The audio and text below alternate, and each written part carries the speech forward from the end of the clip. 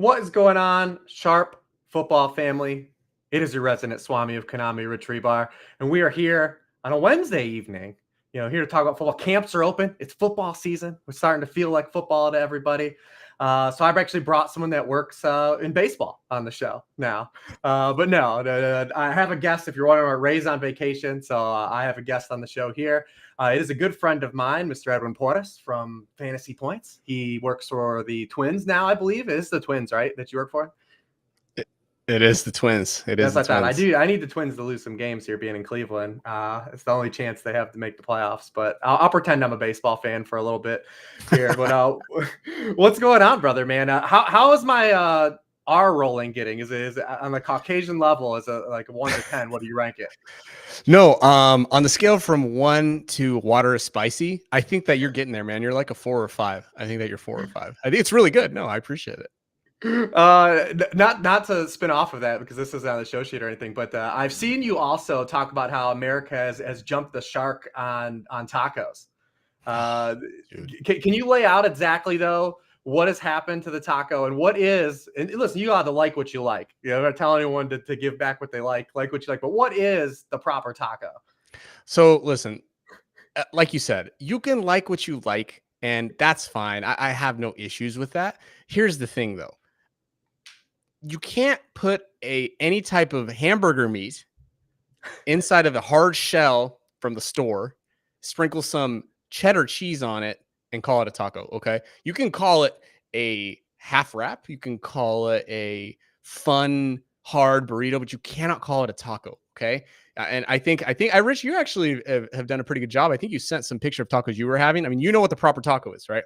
You have the double corn tortilla, right? A little carne asada, or you can even do like pork if you want el pastor, something like that. Like you can throw it on there, throw a little lime juice, cilantro, maybe some tomato, a little garnish with the beets, the sliced beets, and dude, perfect taco, right? But these monstrosities made of hamburger meat, store-bought cheese, and store-bought hard shells, I've had enough. I've had enough. Just don't call them tacos. I think that's really my stance.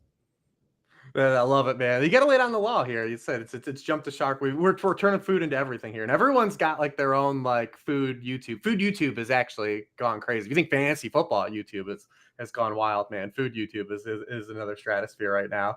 But you know what? I brought you on the show because it's always a great time of the year. We've got camps opening up. Fantasy football drafts are ramping up. We're starting to kind of see what players are on the PUP to start. And you are working on actually a special project that's covering injuries, some of kind of the do's and don'ts of things that we should be looking at from the injury-prone label, breaking down some injuries. Tell everyone about the project you're working on and let everyone know kind of where they can kind of find this project.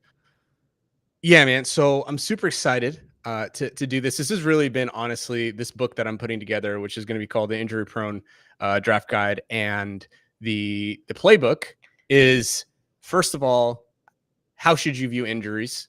Second of all, why should you view them that way? All right, with as much stats and data as you could have. Your audience specifically will probably find this extremely interesting. And then I've taken data from the last 5 years, and for the most common injuries, high ankles, concussions, shoulder issues for quarterbacks, and basically combined it into these charts so that for season-long players, and this is especially helpful for DFS and sports bettors, found the average and the median of what their performance looks like pre-injury versus post-injury. And we did that for every position except tight end, because if you have a tight end with the pulse and active on Sunday, you should probably start them. So the sample isn't big enough to really give us any actionable numbers. But that's really the project that it's been a long time coming. I've been wanting to do this for a long time, but I want to provide as much actionable, data-driven, I guess, just guide for sports bettors, for fantasy gamers, for anybody who's interested. And I have to find the link.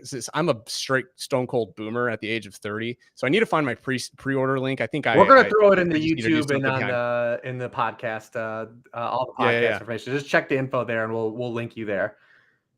That's perfect. And so, but I did, there is a discount code for your audience, specifically Sharp25, get 25% off pre-order. The book is dropping soon, but right now it's a pre-order link. So Sharp25, it'll be active for the next week. That's enough, man. I hate self-promoting. I want to move Yeah, on. I'm terrible at it too. But I don't want to give away everything in the book, but there was a couple things I wanted to kind of talk some top down, like injury, kind of either, I don't know if we want to label them misnomers or myths, but some things that exist in the hierarchy. Because before this became like, people like you in this space, and Matthew Betts, we've had him on the show, excellent at his job as well. I used to always be someone that's just like, well, if the guy's hurt, I'm just not going to draft him. I don't have enough information. I'm not a doctor. But now that we've got more people like you in the space, we're able to get educated on the actual injuries. And we're able to make more calculated bets on players, see when guys are getting discounted. Maybe the public hasn't caught up to saying, like, well, this isn't as severe injury or not. So I'm really grateful that, you found your kind of lane in the space, and we're getting this analysis in, because I was someone that just kind of was like, well, if that guy's hurt, I don't know. I'm just not going to take him. But one of the guys that I've been kind of talking about this summer has been Lamar Jackson. And I've been talking about the transition the Ravens are making under Todd Monken. They're going to be more aggressive throwing the football. They're going to play at a higher pace. And one of the pushbacks I always get is like, well, that just means he's going to get hurt again, right? If Lamar's doing these things, he's dropping back, more than ever, and he's got more chances to scramble, then that just means he's going to be more prone to missing games like he has the last 2 years. But you've actually written something in the book that's talked about how not necessarily mobile quarterbacks are at as much risk, injury risk than you would assume compared to pocket passers. Is that correct? That's correct, man. So really, if we look at it, Barrett, what is it? Brass taxes, like the brass taxes here. The data shows if we split quarterbacks, and I did the study earlier this offseason, if we split quarterbacks up to a group who runs either less than 2 or fewer times per game, that's design runs, that's scrambles, versus those who run 3 or more times per game, again, design runs or scrambles, the results were pretty crazy, right? So this is from 2018 through 2022. So right, this is the current era. That gave us a sample of 162 quarterbacks, right? So Lamar Jackson will be in there multiple times, but we also removed the Jeff Driscolls of the world, the Taysom Hills, like those kind of like fun suckers. Removed those guys completely out of the picture. Left us with 162 instances of quarterbacks, and we split it up just the way that I mentioned it. So the group that fell into the ran 2 or fewer times, the quarterbacks who ran 2 or fewer times per game, they missed 1.8 games due to injury. And the group who ran 3 times or more per game, they missed 1.6 games per season. I'm sorry, I think I said per injury earlier. It was per season. So essentially what we find is that even if you want to say that that's a wash, it's neutral. Mm-hmm. That is totally backwards and not at all what I think the general public, probably not your audience. Again, your audience is pretty sharp, would assume. And a lot of the mainstream narratives is, oh, they're running quarterback, they're going to get injured, they're going to get that. I mean, the interesting thing too, specifically about Lamar Jackson too, Rich, is that even though he is an outlier, I mean, all of his injuries have came in the pocket, right? Like it's his ankle issue. The ankle issue is in the pocket, right? The PCL was in the pocket. Like he hasn't gotten injured because of rushing in particular. So I think that's really interesting to note. And I think the other thing too is that when we, in this specific study, I also looked at, okay, so like what should we,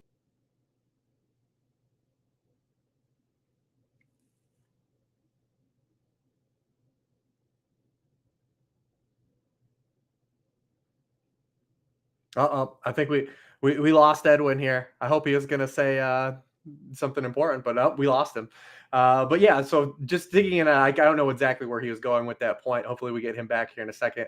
But, one of the biggest kind of misnomers is that these guys that run around get hurt. And I actually have a theory on why this happened. I could pitch it to Edwin, if we get him back here, that, if I'm running the football, I'm kind of cognizant of what's going around with me, like either preparation for hits or kind of what my surroundings are, because my primary assignment is, carrying the football. When you're in the pocket, you either can hit your hand on a helmet or a player because you're trying to throw the football, make a read. You're not always able to see everything, and you have a peripheral sense of what's going on around you, and you can sense the pass rush, but you don't know when a guy's going to like roll up on your ankle and things like that, as opposed to being able to protect yourself, while you're running the football. Let's see, it'd be interesting if he, would shoot down that theory, but that's kind of what I've always thought is that, if I'm a ball carrier, I know, when I'm going to get hit and whatnot. But yeah, one of the things I always get pushback on with Lamar Jackson in this year is that, he's going to, the time he's missed, and if he's going to have more opportunities to scramble and run more, then it's just going to be more of a myth. I definitely want to ask him about, running backs versus wide receivers and injuries. He's got that on here. Hopefully we get him back. What's funny is I'm actually in Cleveland, and it's like a huge thunderstorm going on here, and I'm not the one that dropped off. But I have no experience trying to extend time live on air and no hosting ability. But we could talk about some of the news here until we get Edwin that kind of happened in camp today, which is really very minimal. But, obviously we saw the 49ers. We're going to talk about Brock Purdy too, but the 49ers are claiming Brock Purdy's going to open as the QB1 in camp. There's still going to be a competition. He did not throw today because they said they're not going to have him throw consecutive days. So it was Trey Lance and Sam Darnold today. But that's one of the situations to kind of monitor. I think that the Brock Purdy situation is one of the most interesting in football because he was so good when he quarterbacked that small game sample last year. But we've seen so many quarterbacks in this Kyle Shanahan system have, moments of success in a small window where the system has carried them over their perceived talent. And Brock Purdy is a guy, 7th round draft pick. Maybe he is the next Tom Brady, right? But we still have a very small sample of him in the NFL, and we have a sample that's really not sustainable the way he did it. I mean, he had an 8.8% touchdown rate over the games that he played. Now, mind you, Patrick Mahomes led the NFL last season at 6.3%. So are we really buying that Brock Purdy is that much better than Patrick Mahomes? The other thing, too, is that we also had a very small sample of him playing, but also not facing really strong defenses, especially defenses that could rush the passer.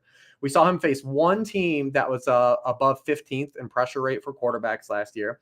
And it's a bummer we didn't get to see him play in the NFC Championship game against the Eagles, because that would have been a great litmus test, because the one defense that he faced that was good at rushing the passer was the Cowboys the week prior to that, and he looked completely human and a different quarterback, and the 49ers had by far their worst offensive, production under Purdy in that game. I don't think that that's kind of a coincidence. So if we start to get a larger sample and we start to see teams get more pressure on him, because only 4 quarterbacks had a worse inaccuracy rate under pressure than Brock Purdy last season. Of all 47 quarterbacks throw 100 or more passes. Is this a situation where it's Jimmy Garoppolo-esque, where it's like, yeah, against these soft defenses, this offense and the offense system is going to shred, right? We've seen it. Baseline quarterback play. We've seen it, from small samples with Nick Mullins. We saw it with Garoppolo. I mean, they made a Super Bowl with Garoppolo. They made an NFC Championship game with Garoppolo. So is it a situation where, Purdy turns into the same situation the 49ers have and they have to chase again? That's the reason why they drafted Trey Lance in the first place, because they didn't have a quarterback that was like top down, raw talent, had like the ceiling and upside. And it's what made them chase Trey Lance. And that's not me defending Trey Lance or going to bat for Trey Lance going forward. It's me saying what got them in the boat of taking Trey Lance. Is that going to happen again, right? And if we get a larger sample of Brock Purdy. We saw it with Brian Hoyer. We saw it with Nick Mullins. We saw it with CJ Beathard. We saw it with Garoppolo in this system. So I think it's pretty fragile to even bet on any 49ers quarterback starting all 17 games. Like, what kind of leash does Purdy get, even if he, outright is the starter? He earned the right to be the starter too in week 1. I don't want to take that away from him, but what's the leash look like? What if the 49ers are kind of stagnant and they're kind of pedestrian to open the year? Do we see kind of a hook? Do they even go to Darnold at some point? I think that those are all, very interesting, scenarios. A couple of things that we also saw, from today. Obviously, Bryce Young opened as the QB1 for the Panthers. That was obviously a no-brainer. We knew that was probably going to happen with Frank Reich. We're waiting on the Colts, right? We want to see what the Colts are going to do. Like, do they just go in with Anthony Richardson? We've seen Jim Irsay kind of make some commentary that he was going to be the starter sooner than later. So we're waiting on that situation. Yeah, I'm trying to just tread water here. Hopefully Edwin can get back in here.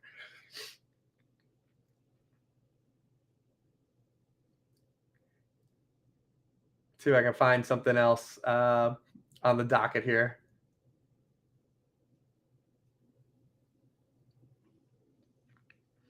Let's see. The T's behind here tell me that Stephon Diggs on the same page with Sean McDermott. Wants to retire in Buffalo. I never bought anything about that. Like reading between the lines, was it a Stephon Diggs versus Josh Allen thing? I think Diggs was a pretty passionate dude when it comes to being on the field, and I think there was some frustration at the end of the year because there was no help for Stephon Diggs. If you look as the season progressed, like no one was stepping up for the Bills. Obviously, Gabe Davis, played injured, whether you want to attribute that to his ankle injury, but there was no alleviation for Stephon Diggs in the offense. And as the season progressed, we saw more and more teams devote more resources to not allowing Stephon Diggs to beat them. And you saw when you lose in the playoffs and you're a wide receiver and you have a subpar performance and you feel like you could do more, you're not getting targets.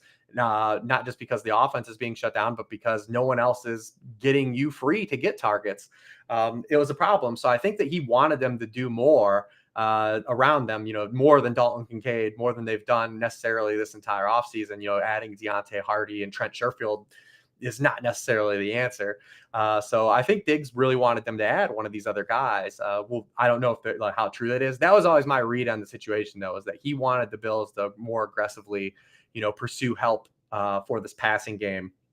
But I never really bought it as like he had like a true schism with Josh Allen. I'm also not in the building. I don't really know if there's any, truth to that at all. But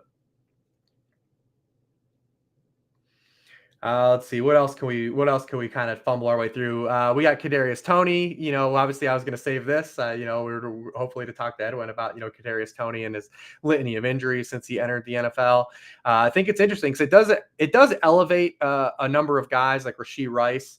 Does he have more of a chance now to play in 2 wide receiver sets? We know Sky Moore always had a path to the slot role, right? Like we knew he was drafted to potentially take over for Juju Smith-Schuster.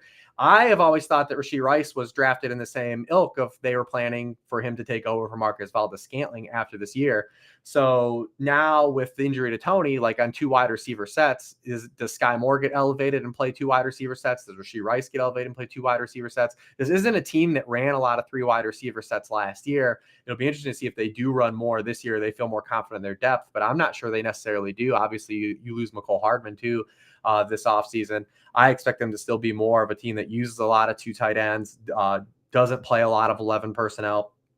So who ends up being on the field for those 2 wide receiver sets is massive. I think Marcus Valdes-Scantling is going to be out there a lot more than people want. Like he's going to be out there exercising, getting his wind sprints in.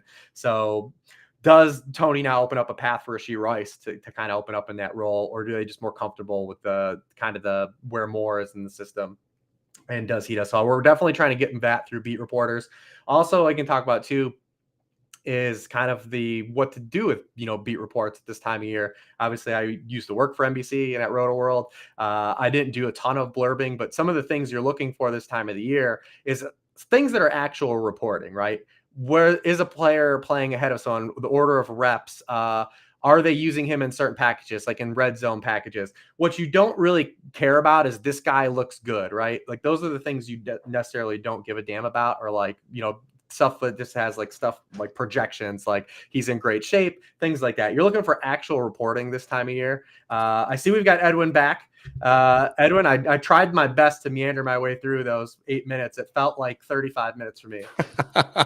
I'm really sorry. I have no idea. So the power to my entire apartment just totally went out, and then the breakers flipped and we lost internet. I have no idea what's happening. I didn't know if it was the apocalypse or if the powers that be didn't want anybody discussing the injury rates of mobile quarterbacks. I don't know, but I'm really sorry that happened. That's never happened before, and I'm back now.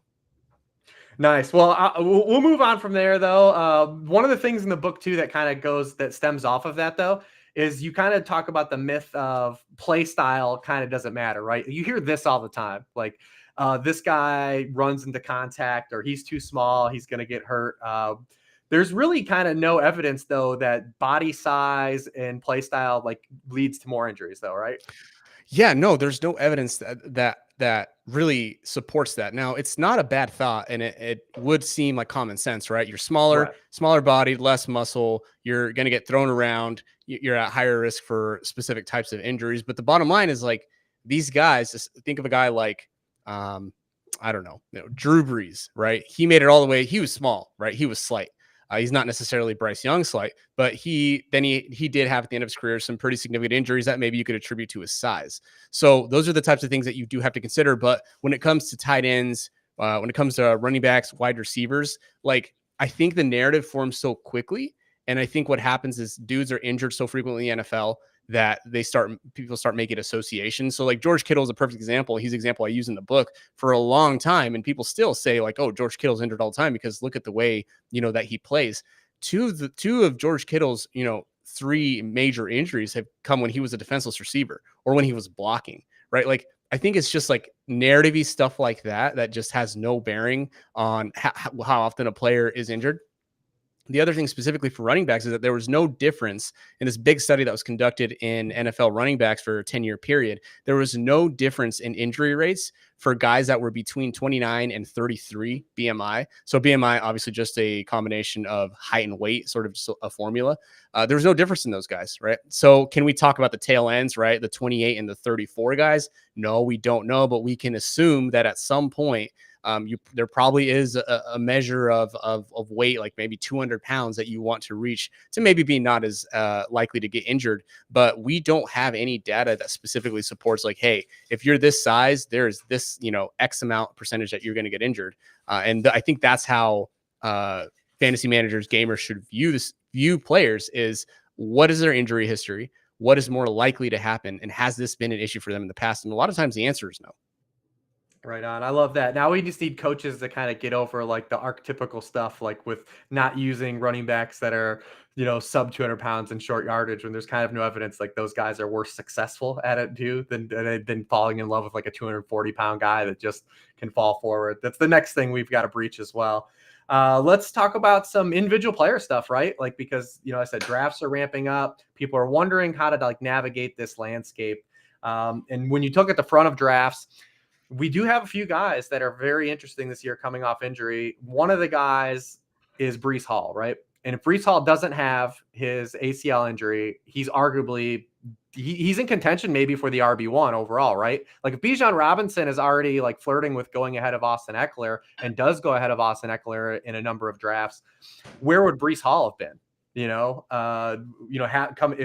Assuming he finished the season as strong as he had. I mean, he led all running backs in yards per touch on his small sample. He has the ACL injury. He has surgery in November.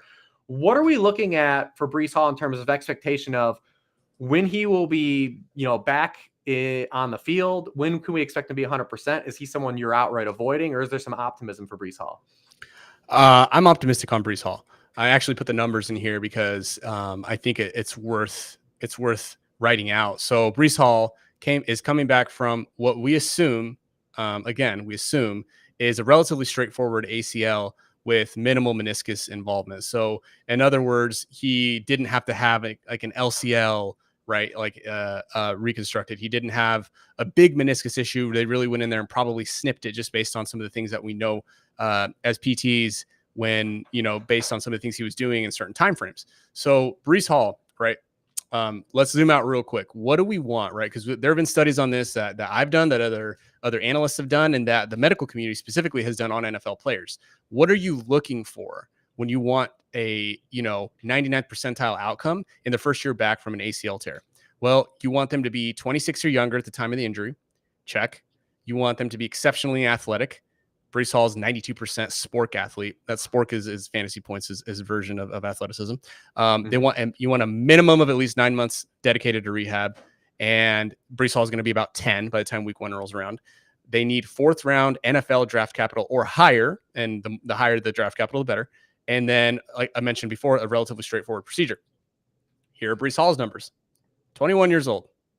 He's actually 96th percentile spork athlete. Sorry. He's only 92nd in the 40-yard dash. He had 9.75 months to rehab. He was in 36th overall pick in the NFL draft, and his surgical procedure was relatively straightforward, right? So we have all of the makings for Breece Hall to have a breakout season. Now, can we guarantee injury? No, but another immediate argument is, compensation this, compensation that, right? So basically I went back and calculated how many running backs after an ACL since 2010 have actually had what we call, compensation injuries. And I hate to say it because I really don't like to be that guy, but a lot of them can be explained away. Danny Amendola, 31 years old. Darren Sproles, like 32 years old. Dalvin Cook was a rookie at the time. He was already adjusting to workloads, and he had his ACL tear, and then had issues after that. Saquon Barkley, it was a fluke ankle sprain. Like, when you dig into the data on compensation injuries, you really don't find a lot of stickiness to the sample itself. And you have guys like Adrian Peterson, right? And even guys like Giovanni Bernard after an ACL who played every game, and Jamal Charles, who played every game. Like, obviously we're looking for outliers, because the more probable outcome for somebody that isn't in Breece Hall's situation specifically is that they have a down year, or honestly that they fall out of the league. It's like 53% of running backs actually fall out of the league after an ACL tear. So we are looking for the 1% outcome, right? But that's what we're looking for. We're finding edges. And I think that the third round, at some point, sometimes you're getting Breece in the back half of the third round. And to me, that's egregious. Now, obviously, a lot of that has to do with just that running backs this year are suppressed in general, especially on sites like Underdog. But I think that we are viewing Breece Hall, and he's being drafted at his floor, when I really think his ceiling is he can be a top 12 pick next year. Yeah, I think too, when you look at if there's going to be any slow start or ramp up period of Breece Hall too, like that's the worst of the Jet schedule. I mean, their pre-bye schedule is pretty rough, but if you're looking post-bye, things definitely get light. Things get better towards the end of the season too as well. There's some juicy matchups in there. I think Breece Hall fits like structurally a draft plan right now that's really sound, is that if you're in the front half of the draft and you open with one of these elite wide receivers, like a lot of people are doing, let's say, Justin Jefferson, Jamar Chase, Cooper Kupp, Tyreek Hill, then you come back and you've already hit that wide receiver firewall, and like wide receivers have been pillaged, and you're kind of staring down that, the barrel of looking at like, oh, am I going to take, a T Higgins or a Devontae Smith versus a guy like, say, like Nick Chubb at that point. You can take one of those running backs that still profiles as an RB1, and then in the third round, take Breece Hall, and you've got an anchor running back. You've got potentially another RB1 for the crux of the season when he gets kind of ramped up. And then you just hammer wide receiver the rest of the way. And you can get a guy like a Jamal Williams or Samaj P. Ryan later on for like production early in the season. You maybe even get like a guy like Rashad Penny, right? For early season production while you're just trying to bridge the gap to Breece Hall being back and kind of up to speed. It's funny as you bring up the Saquon thing. It was also Kadarius Toney who stepped on Saquon. So Kadarius Toney just always wrecking everything. Coming up everywhere. Yeah, he's always, it's always Kadarius Toney, man. But one of the players that had an ACL injury as well, and you've kind of talked about this, it's when you're talking about Breece Hall having a relatively simple ACL, is, you hear ACL and we kind of treat them all the same. Javonte Williams did not have just an ACL tear, but we got the news that he's not going to open camp, at least on the PUP. So trending positively. One, just talk about first, like how different his injury is compared to Breece Hall's. And then like two, what we're kind of thinking about Javonte Williams from a top down stance. Yeah, so good question and good observation that Javonte Williams' injury is not simple, right? It is more complicated. It is an ACL tear with what you would call either a posterolateral corner, which is just a general region, which probably involved the LCL, which is the sister of the MCL. It's just on the outside of the knee. So those are very specific, hyper-specific portions of the knee that just have players just have, they struggle to get back to the field on time after that injury. It's just more involved. These are the types of injuries that you can have a setback with. Look at somebody like J.K. Dobbins. Although I do want to point out, I think it's important to mention, J.K. Dobbins' injury was even worse than Javonte Williams's was, and we'll talk about him at some point. But Javonte Williams' injury is not necessarily straightforward. With Javonte Williams, it was surprising he didn't start on the PUP. I think that's a really, really good sign. I think that they're hoping that by week 1, when he'll be around 11 months, that he'll be close to what he is. But I mean, a lot of what ACL, injuries, a lot of it is for guys that are coming back, especially after a major one like this, is load management, right? Not necessarily in the sense of, are you going to be just, taking whole days off? But a lot of it is managing practice reps, right? Are you on the field on obvious passing downs if you're Javonte Williams? I don't know, because a lot of this is going to be based on how he's feeling, based on when he feels like he's explosive again. And, running backs with this type of injury and ACL plus, they don't have good outcomes, right? You think, and maybe not the best comparison, but Dion Lewis, right? Not he had a really relatively complicated injury, didn't turn out well. Rashod Penny, he had a complicated injury, did not turn out well. Obviously, you have somebody like J.K. Dobbins, did not turn out well. Gus Edwards, I think, is probably, even though stylistically and talent wise, right, for a lot of reasons, isn't the best comp for Javonte Williams, but I think that he's probably the best comp from what you can maybe expect from Javonte Williams. Gus Edwards was around 83% of his pre-injury fantasy points per game on a PPR basis.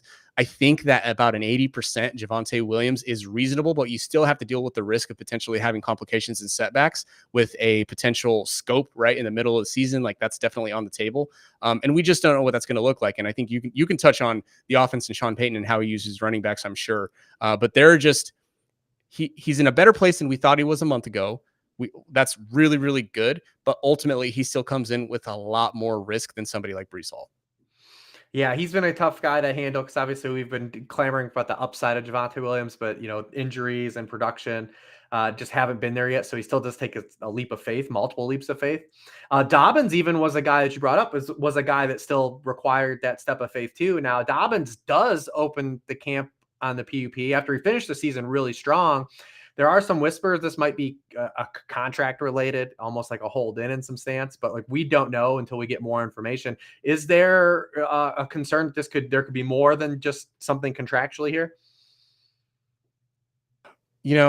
I think that I really don't know at this point, right? Like there have been so many ups and downs, and I was literally just, as you were talking about, I pulled up what the team specifically said on Dobbins, and Nothing. they make it, they make it seem, well, so it's actually worse, right? So this is a specific quote from what they said specifically. They said Dobbins did not participate in minicamp as he continues to try to get back to 100% physically with his surgically repaired knee.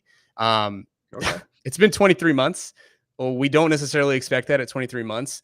I think there's some rumblings that it is contract related. But I mean, at this point, what do you really want a guy who the team is saying is on? I mean, he's on the pup, right? Like bottom line, bare bones, maybe the team is willing to risk, some sort of penalty or fine from the league. But I mean, putting a guy on pup so that he doesn't take up a roster spot when he's not injured. I mean, that's a no-no. That's not something that you necessarily do if you're on the up and up. So even if it's something minor, in addition to the contract details, I just don't know. I don't know on J.K. Dobbins. Like I said, his knee basically exploded, and he was looking good, right? But at this point, we don't know if he's still having chronic lingering effects specifically. So as of right now, man, I'm really disappointed that I have to be, because I was actually looking forward to taking him this year, but I'm out on Dobbins specifically. Yeah, he's a guy I haven't really been drafting either. Just where he goes and the profile for running back he is. I mean, he's an electric player, or was at least an electric player, and he did flash some of that last year too, towards the tail end of last year. But just the lack of receiving role, playing with a mobile quarterback, it's just all things that I want to try to arbitrage later out of maybe you guys like Rashod Penny and Khalil Herbert. I don't see like a functional difference for fantasy football on those guys, and they go way later, so they've just fit a lot of my builds a lot more than Dobbins has. We do have another ACL injury to talk about, and that's Kyler Murray. Kyler, a lot of people are leaving Kyler. Like people are assuming this is just be a tank year for the Cardinals, and they're assuming that Kyler won't play. Are you buying any of that? Like first of all, top down? No, I'm not. I really am not. Yeah. So, and this is narrative-y, right? I try not to be the narrative guy because I'm trying to be the data guy and the stats guy. But this is like just real world experience. This isn't a flex either. Like I've been around some elite level guys, and like in the best way possible, I say this with love. They're the biggest egomaniacs that you will ever meet, right? Like you talk to them and it's like, well, yeah, of course, like, we're losing right now. It's because I'm not playing, right? Or if I come back, like, I think I can really help the team. Like in a way, that's really what's helped them get to the point that they're at, right? Like they have to have some sort of ego. It's like Kyler Murray was the best football player in maybe Texas high school football history, right? Like his head has been pumped with just everything up until he got to the NFL, right? What was the stat? Like he hadn't lost a game or something until he got to college or something like that. Like the dude has always been the best player on the field. He's been told that he's the best player on the field, and he thinks he's the best player on the field, right? And so for a guy that everybody's already packing, everybody's packing it in for him. Like, I think some of that narrative is going to drive him to want to be back. And then, okay, so now let's move back to like the objective lens, right? Like let's look at Carson Wentz, Deshaun Watson, Joe Burrow, even Donovan McNabb, even Robert Griffin III. Mm-hmm. Those are 5 quarterbacks who are the most relatively comparable to Kyler Murray. They all came back within 10 months. Robert Griffin III, he had an LCL. I also believe, I think it was Carson Wentz, he had an LCL. And Joe Burrow's knee just imploded in on itself. He had everything. He came back in 9 months, right? Like, at worst, I think, so from what it seems like, Kyler Murray had a small meniscus trim, and he had no other involvement. At worst, if this were a totally different situation, right? Let's say that he were the Chiefs, like let's say Kyler Murray were on the Chiefs and was a franchise quarterback there. I would all but guarantee he would be back by week 2 or week 3. So in this situation, maybe it's not, a mirror image exactly. Like, we're talking physically here, right? Like, he would physically be capable to return at that point. But I don't think this is a situation. I know I'm rambling at this point. Like, I don't think this is a situation where they're going to wait 6, 7, 8 weeks to bring it back. I think that's just patently absurd that we even believe as a group of fans that would fly with the player in his camp anyway, right? Because he looks at it. Kyler Murray's camp has to look at it as, I'm either going to go out there and earn trade value, right? Or I'm going to prove to this team that I'm the franchise guy and that I still got it. So, all right, I'll let you talk. I'm sorry. No. I mean, that just echoes that. It's everything I wanted to hear, because I think it's just absolutely insane that people believe an athlete that would be capable of playing would openly be down with like a team saying, we're not going to play you, especially a guy that literally signed a $200 million contract the year prior. That like wouldn't come out, right? Like, it wouldn't come forward. So I mean, I have a hard time believing that was even entertained. So when are you kind of thinking like that Kyler will be back? And then the second follow-up to that question is this, we talked about play style maybe not mattering for injury, but Kyler's particular play style and how he scores fantasy points has been through mobility. And it definitely was last year. When you look at last year, he was 17th in EPA per drop back. He really struggled, as a passer. He took a step back as a passer, but he was still QB9 in points per game because of the mobility factor and the rushing. Even if he comes back, we have to anticipate that that's compromised, right? Yeah, I read an article once from some guy that wrote it some time ago. I don't remember his name or where he wrote it from or where that article came from. But basically, the moral of the story was that rushing quarterbacks are good. Have you read that article? I'm not sure if you read that article. Unfortunately, it's going to be 10 years since that article came out this September, which is wild. That is wild. That's actually wild. But man, that has aged extremely well. Like fine wine. That entire it's all entire I've got. study. It's all I'm hanging on to. Nah, it's not true. So yes. So this is exactly like, this is why you're one of the sharp ones, Reeves, because you don't look at narrative-y type stuff and anticipate X, Y, or Z. Like, you're looking at the specific of Kyler Murray. So if there is a knock on Kyler Murray or some concern, it would be from rushing, right? Because you look at those 5 quarterbacks that I mentioned earlier, and there was a drop of about 19% in rushing yards for those guys. For some weird reason, Deshaun Watson ran for his life, and he actually increased his rushing attempts by like 20% or something like that. But the other 4, if you average those out, their rushing attempts drop by about 20% in their first year back from an ACL. In addition to that, you also hear rumblings that they're probably going to be a lot more under center on an offense. I'll let you touch on that a little bit more, just on play calling and stuff like that. But Kyler Murray does also have a history of a hamstring strain. He had a hamstring strain in 2019, and then he had a hamstring strain again just last year. And he missed, I'm relatively certain it was either 21 or 22. He missed time for it. Those things don't necessarily go away unless they work on them specifically. So if he ramps up too quickly, or if he just ramps up, that's a part of his history that he needs to deal with from a rushing perspective. And when he plays, so this is a tweet that I put out like a year ago at this point. So in 2019, Kyler Murray, in games that he's not listed with the hamstring strain, he averaged 7 rushes for 37 yards. And again, small sample, but we'll take it for what it's worth. In the 2 games listed on the report with a hamstring strain, Kyler Murray saw 3 rushes, 14 yards. And in one of those games, he had 0 rushing yards, right? So this is something that isn't, abstract. This hamstring thing could be something that we're dealing with from a Kyler Murray perspective. So if you're going to fade Kyler, which I don't even necessarily think this is like a big enough issue to fade him fully for, especially at his current ADP. But if you're going to have some sort of concern from him, I do think it's what you mentioned. It's the rushing and it's the hamstring. Yeah. You look at the Cardinals, there's gonna be a big shift in offensive approach, obviously, losing Cliff Kingsbury and, the air raid, the 4 wide receiver stuff. Like, really, the Cardinals last year were the only team in the NFL that still even used 4 wide receivers. It was an all-time low of the past decade for 4 wide receiver sets in the NFL, and it was literally 80% of that was just the Cardinals last year. That's gonna be reined in. Their new offensive coordinator, Drew Petzing's actually worked the last 3 years with Kevin Stefanski in Cleveland. He was with the Vikings prior to that. So it's going to be a lot more of that play action under center, kind of offense. They're going to be a lot slower. So it is going to be a big culture shift for Arizona. It's not going to be like last year. And, even I've kind of quoted some of the splits like Hollywood Brown splits with without Kyler and with and without DeAndre Hopkins. But you have to remember too, that the Cardinals throughout that period, and this is actually prevalent too for DeAndre Hopkins when people are talking about his stats now, because he just signed and it was just in the news. That the Cardinals are running the most routes in the NFL. Obviously, they had jailbreak game scripts, and then the style of offense they were playing just led to like this flood of opportunity for just guys being on the field for pass routes. Hollywood Brown, those first 6 weeks, led the NFL in pass routes run. When DeAndre Hopkins was, performing from a raw calculated stance, it was through sheer volume of routes. He actually averaged a career low yards per catch last year.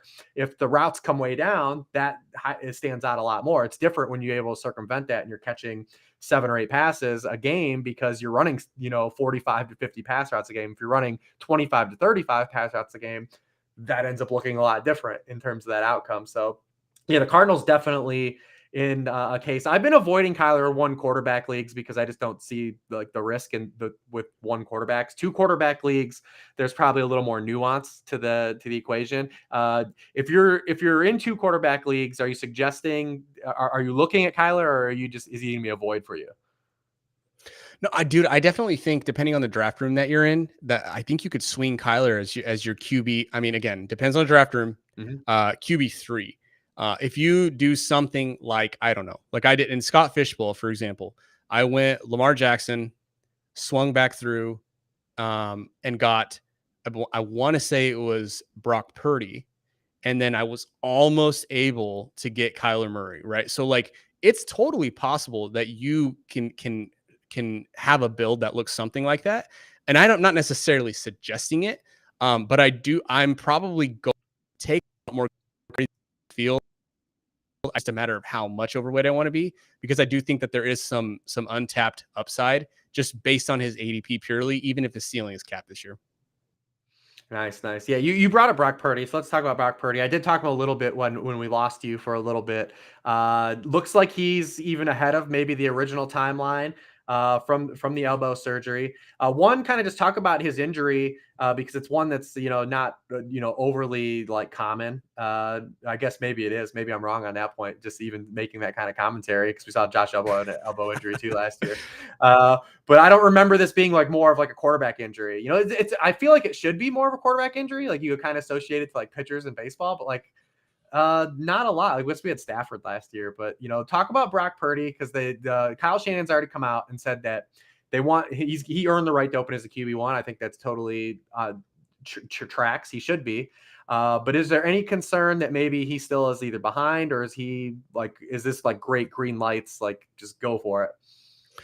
Yeah, I don't think that this is necessarily abnormal. It is fast. I'll definitely say that it is fast. So real quick, I'll try to be brief on this. So this is my world, right? Like the elbow shoulder is like my entire world right now. So I've seen like a ton of Tommy Johns. So the Tommy John ligament, the ligament inside the elbow, that ligament essentially stabilizes the elbow. And when you tear it in a specific location on the ligament itself, you really can't rehab it. Especially if you're going to be a pitcher, you just have to unfortunately reconstruct it. There's a big reconstruction where you redo the whole thing. And that's the Tommy John surgery, right? These days you can come back 12 to 15 months. It used to be like 2 years, right? There's another surgery that is less severe. And this is a surgery that takes, pitchers still takes them 6 to 9 months to return. It's just the repair.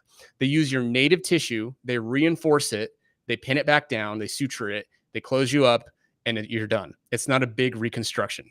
So when it comes to pitchers in particular, you can come back in 6 to 9 months. Now, there's a big difference in pitchers and quarterbacks.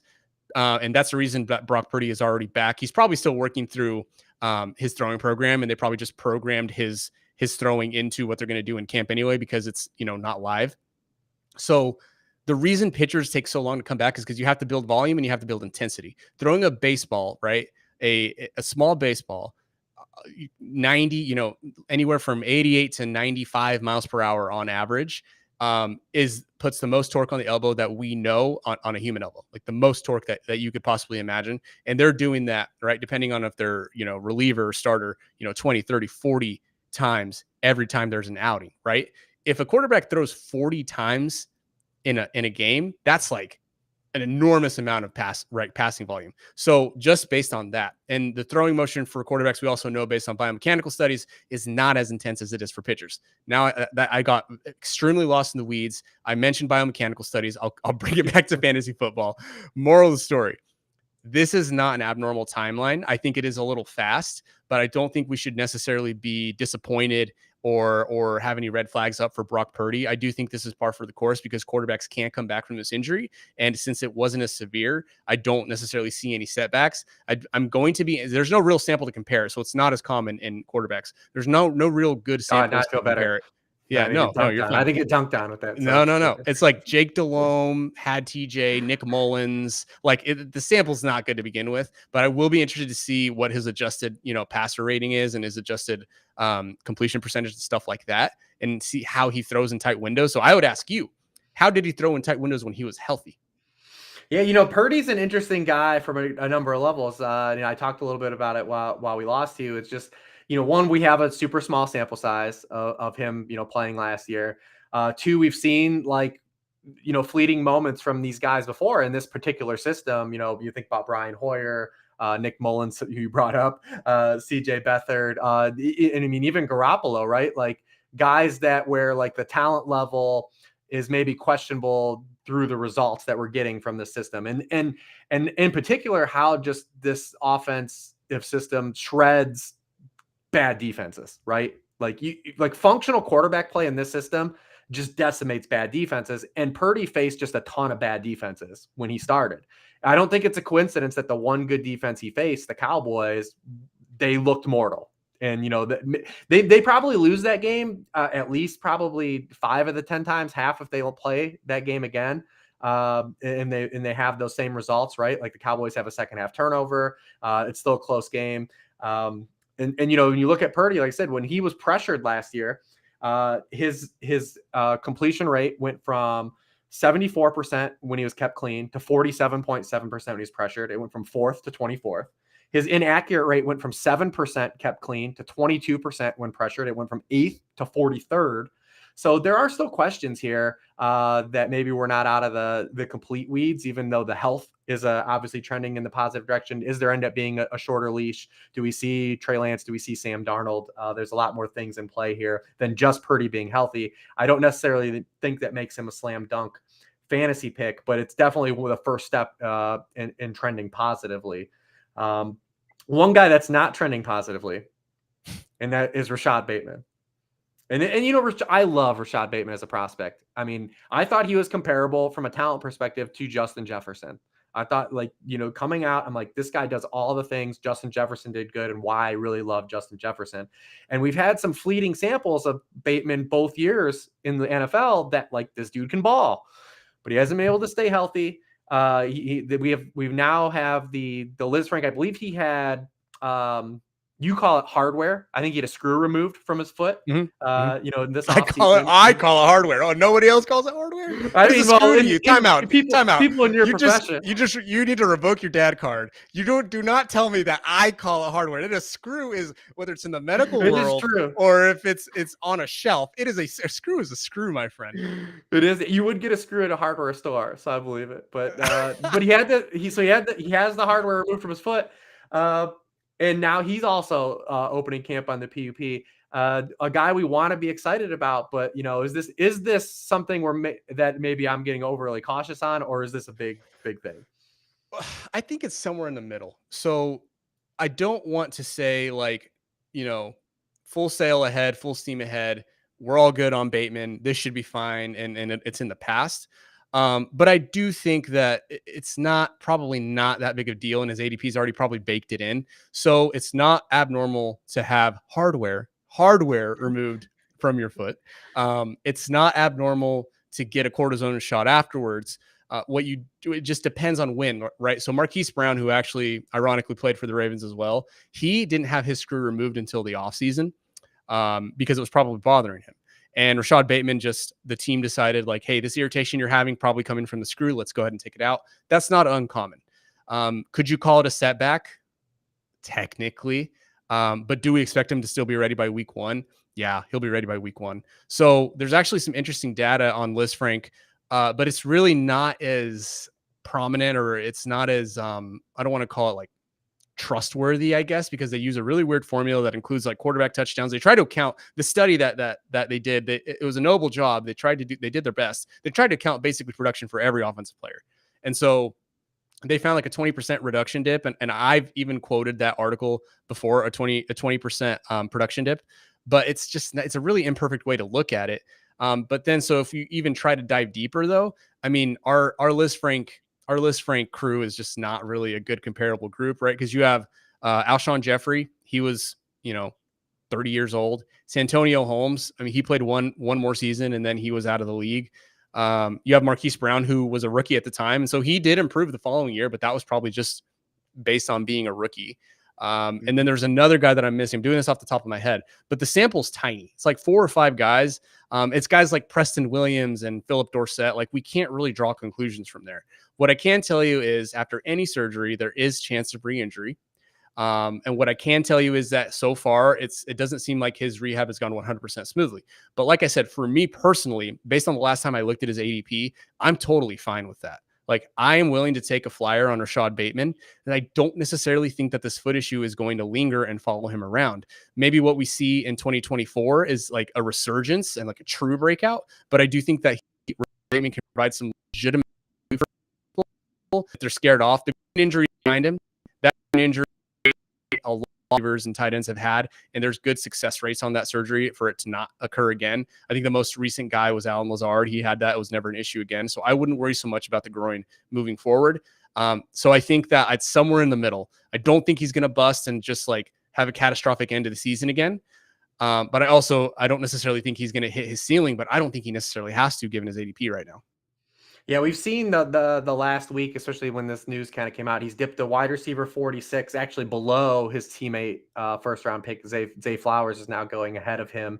So if you are going to be on the more optimistic side, this is the time. Like the price is bottomed out for sure since camp opened, and you can kind of, like I said, play on a lot of this stuff early in drafts, especially if you're someone doing these underdogs and these best ball drafts. You're playing an FFPC. Use some of the news because it's going to impact ADP always. It's going to be nebulous. Since we lost you for 10 minutes, I'm going to keep you a little bit over here. We got some other guys that are kind of floating around off injury that maybe are under the radar. Tony Pollard, Cooper Kupp, Jonathan Taylor had offseason surgery. Kyle Pitts is not on the PUP. We saw him with a knee brace on. Are there any concern with any of those guys? So usually this is a section. I've been doing this 5 years now. Usually this is a section where like these names and the news up to this point, you're like, oh yeah, all full steam ahead. No issues here. It's been interesting.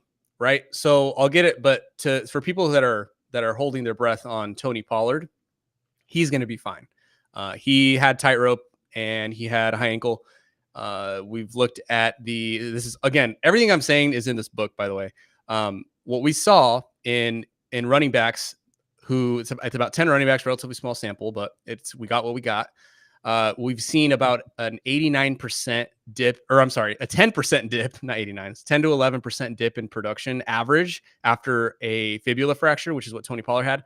But the median is 102, which means the tail ends, there were tail ends, like some guy was like 17% and then another guy was like 29%. But generally speaking, coming back from these injuries for a young guy like Tony Pollard, not going to be an issue.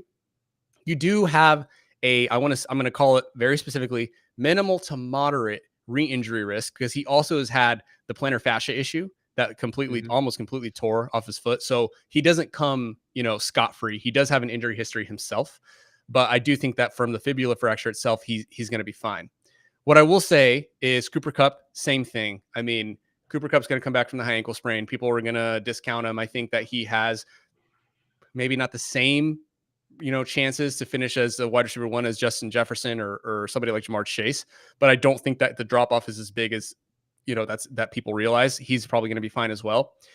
Jonathan Taylor and Kyle Pitts. I'll be 100% honest with you and transparent.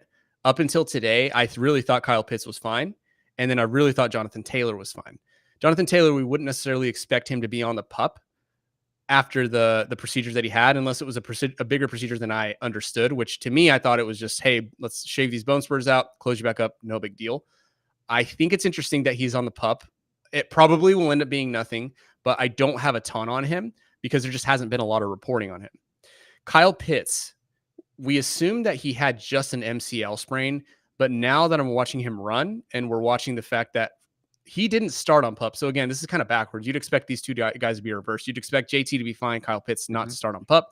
Kyle Pitts instead doesn't start on PUP, but still has this bulky knee brace on. You watch the hit that he took. And I could send it to you. So I'll try to find it and send it to you. The hit that he took definitely implicates that that he had probably some more involvement and potentially some PCL or meniscus, either or. So that does complicate it, relatively speaking. And he's not just like a slam dunk. Like I thought he was going to be like, oh yeah, Kyle Pitts slam dunk. But if he also is coming off last year, he had the hamstring strain too. So he's not necessarily like the ideal perfect picture of health coming into the season.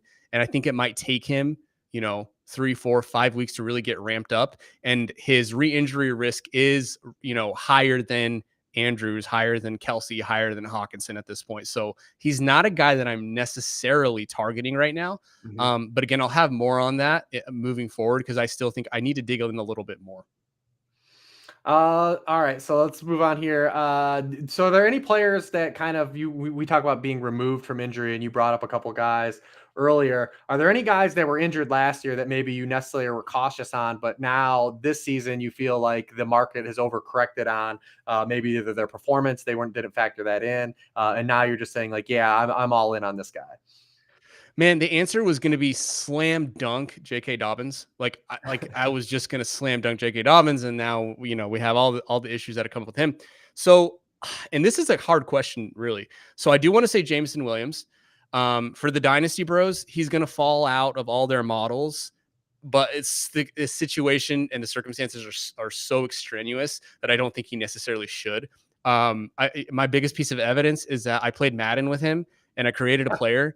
And I could just throw fades all day and nobody could stop him. So that's really my prime. I'm just kidding. That's not the only reason. But really, like Jameson Williams, I think he can be a player, obviously gets suspended the 6 games. But I don't think that the ACL even let him fully unleash what he can do. And so I think people are sleeping on him a little bit. The suspension's obviously not great. And then I think Lamar Jackson. Like I stacked in Scott Fishbowl, Lamar Jackson and Mark Andrews, and I was blessed. I was shocked. I didn't know I could do it. So I think that in general, I don't know where you stand totally. I've heard bits and pieces of where you stand on the Monken offense and the Ravens specifically. But I do think that people are sleeping on Lamar Jackson a little bit because of the injury and obviously because there's a little bit of unknown there with the offense. So those would be the guys that I give. I mean, I've been clamoring and pounding the table for Jameson Williams. You look at how great last year's draft class was of wide receivers, and there were people that had Jameson Williams as their wide receiver one, like people in the know, like Daniel Jeremiah. You think about like what guys like Chris Olave did. That's a class with Garrett Wilson and Drake London, right? Like, so for Williams as a talent to be perceived in that kind of group, and obviously he played at Ohio State with a couple of those guys before he went to Alabama, and what he's going to be walking into, right? I love that the suspension has like moved his ADP because historically suspended players end up undervalued anyways because people don't know how to properly inflect replacement value into their lineups. If you look at a history of all guys that have been suspended, I mean, so many of them have been just smashes at ADP.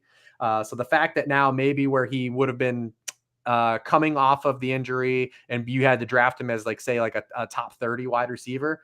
Now we're able to get him as a wide receiver flex, a bench play, and just have him come into our lineups and come back into this Detroit situation where we know the targets are available. I mean, they've still it's Marvin Jones, it's Josh Reynolds, it's Khalif Raymond. It's the opportunities there. It's an offense we want access to. Everyone loves Ben Johnson. It's an indoor team.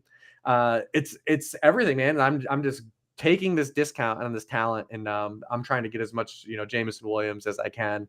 I've been pounding the table on the Ravens too of being good. I put out a whole team regression series on the site last week, and Ravens are one of the teams that consistently popped as due for like a bunch of offensive regression, positive regression towards the mean. I know people hate when they. I'm sorry, I haven't read that. Yeah, I will read. I know people hate when you say like regression is like or positive regression. People hate that phrase, but it is what it is, and it exists. I'll get you out of here on one last one. It's kind of the inverse of what we talked about. Your book definitely talks about like how the misnomer of injury, the injury prone, how it's commonly referred to as a misnomer. But there are these players that have kind of a track record of injuries that may be chronic, right? Like, and is there anyone that has a history of injuries that you definitely stock and concern you more than maybe the public is letting on right now? Yeah, and I don't know if necessarily the public isn't aware of these guys, but obviously Kadarius Toney. I mean, everyone's aware of Kadarius Toney. Everyone's aware. Everyone's aware of the Kadarius Toney thing. But like, I'm obviously like injury prone as a lie, optimistic guy, and I'm out on Toney this year. I just am. His hamstrings can't stay put. His quads can't stay put. He had an oblique strain at one point. This is his second arthroscopic procedure to help fix his meniscus. Like, that can be a disaster. Like, I'm just out on Kadarius Toney. Another guy that I'm extremely cautious on this year is Keenan Allen. The guy has had, this history of hamstring strains over the last couple of years. And I really think that it's difficult to analyze him because I think he's either 30 or 31. He's either going into his 30 or 31-year-old season. And injuries like hamstrings just don't go away when you're that old. They can, right? But unfortunately, a lot of them fall into like the Julio Jones, where he just couldn't stay on the field because of the hamstring issue the last couple of years of his career. I say that like he retires. I don't think he's officially retired. But I mean, I just worry that he's not going to be able to totally hold up from like the hamstring perspective. And then another guy's, again, Darren Waller, who same thing, soft tissue injuries. Soft tissue injuries have the highest recurrence rate of all injuries that I track that are going to be in this book. They have a 34% year-to-year recurrence rate, and that's over a span of 5 years. So it's really tough. I really don't know where to place these guys in particular. And I think I'm a little more leery of those guys right now.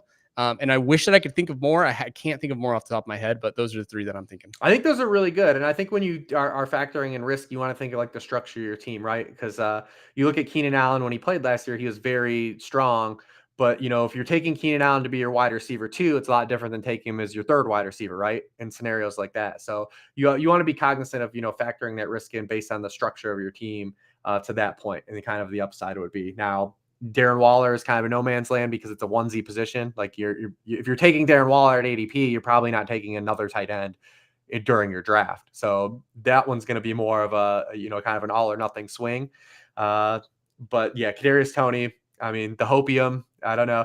And we talked about play style kind of not mattering, but like when you watch Kadarius Toney, like human bodies aren't supposed to move like that, right? Like I feel like he kind of, he could be an exception. Like, I watch him, I'm like no wonder why this guy's always hurt. Like he's like, one doesn't even have bones. Like what does he do? Like, yeah, that's why I always feel like he's hurt. But those are great names though.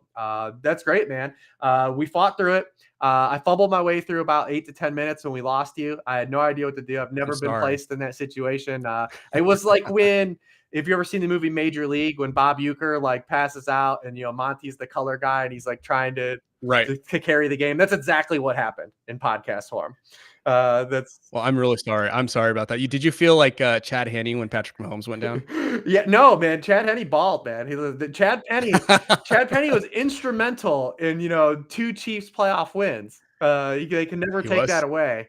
But listen, I appreciate you taking the time. You're someone that I always love to have on because you add perspective to an area that was necessary in fantasy football. You just had guys like me talking about injured players, and someone would ask us a question and we would do our best guesswork with no educational background. I can tell you about a lot of things football related, and I can tell you a lot of things about playing fantasy football with a lot of data behind them, but I'm not a medical professional and I have no medical experience. So now that we have, people like you coming into the space and finding a niche, it's just making our game that much better and the content that much stronger. So I'm very grateful for you. Let everyone know again the project that you're working on and kind of where they can find this. Well, very kind words, Reeves. Very kind words. I appreciate that. And obviously, I love all your work. I love everything you do as well. I love kicking your ass in our league. Sorry, I don't know if I can cuss. You can. I'm you sorry. Can do whatever you want. Okay. I love kicking your ass in the league that we're in, the injury prone league. But I really do appreciate those nice kind words. Again, just follow me on Twitter at FBInjuryDoc. That's where you can find everything you need. The pre-sale link is updated in the show sheet.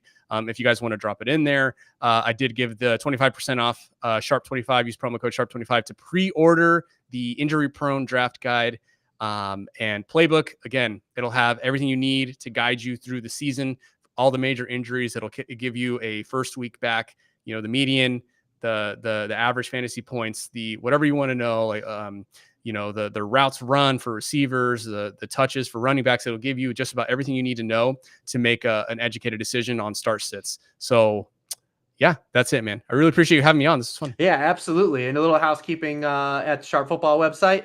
As you guys know, the draft kit that myself, Raymond Summerlin, Todd Burrows have all put together, that's still available on the site. You can find, discount to get that for just $1 through an Underdog affiliate if you want to go that route. Also, Warren Sharp's 2023 team preview book, still on sale. So you can grab that too as well. Literally the most informative, in-depth, football book that you can grab to preview the 2023 season.